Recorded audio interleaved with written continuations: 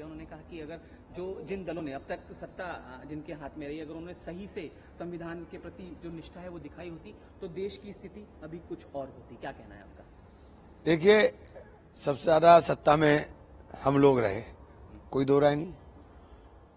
और जो काम पंडित जवाहरलाल नेहरू जी से शुरू होकर लाल बहादुर शास्त्री जी, इंदिरा जी, पंडित जवाहरलाल नेहरू ने एक रोड मैप तैयार किया पूरे देश के लिए।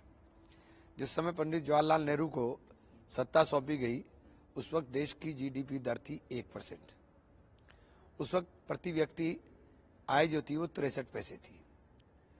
उस वक्त खाद्यान्न का संकट था, मद्रास के अंदर चक्रवात आ गया था, उसके बाद बिल्कुल तबाही और बर्बादी आ गई थी। किसी बाहर के देश ने हमें खाने के लिए अनाज देने से मना कर दिया था।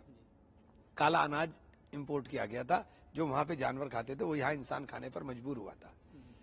जिस समय सत्ता सौंपी गई, उस समय चारों तरफ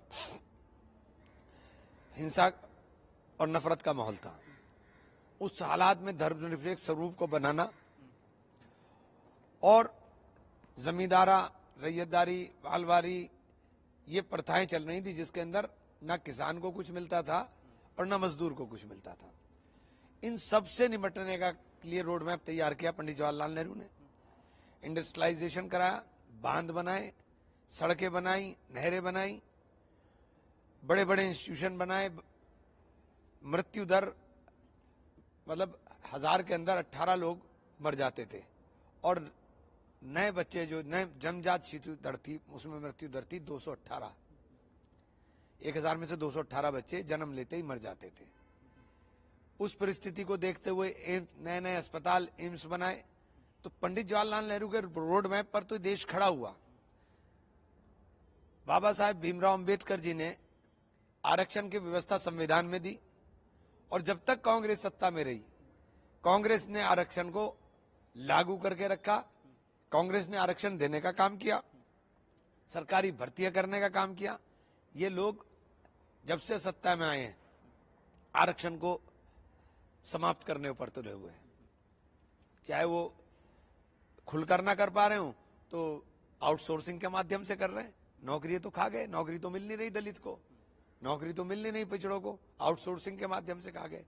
तो ये कहना, और मैं समझता हूं ये बहुत ही हल्की बात है। कांग्रेस ने जो कुछ दिया है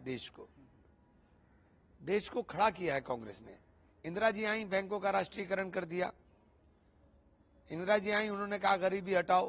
पहली बार देश के अंदर गरीब के लिए बात शुरू हुई, चूंकि इंफ्रास्ट्रक्चर डेवलप होना शुरू हो गया था 25 साल के अंदर। इंदिरा जी के नारे का असर हुआ कि देश के अंदर एक, जिसपे प्रधानमंत्री जी मजाक उड़ा रहे हैं, गरीब, इंदिरा जी ने 15 लाख का वादा नहीं किया था। इंदिरा जी ने बेसिक बात कही थी कि गरीबी हटनी चाहिए, 2-2 रोटी जो आदमी की रोजी रोटी है उसको मिलनी चाहिए। और सोनिया जी ने, उनका ड्रीम प्रोजेक्ट था, जो सोनिया जी ने लोगों को ला करके राइट टू एजुकेशन का देने का काम किया, शिक्षा का अधिकार देने का काम किया। तो ये काम कांग्रेस ने किए।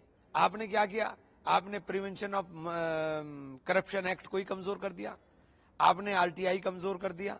आप तो ऐसे ऐसे कानून लाए हो जिससे लोगों को फायदा हो, देश को नुकसान हो, लोगों को फायदा हो। तो ऐसी बात करना बहुत हल्की बात होती है।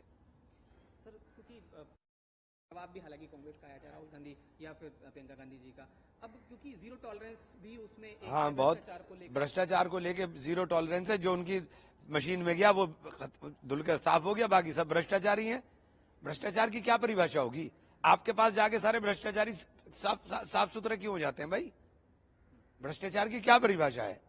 एक सवाल बस, संजय राउत तो इसी बात को लेकर अजीत पवार को पार्टी से हटाने की बात कर रहे हैं वहां पर। मैं किसी के ऊपर व्यक्तिगत वो नहीं कह रहा हूं, मैं तो एक नाम नहीं कह रहा हूं, मैं तो सब नाम कह रहा हूं।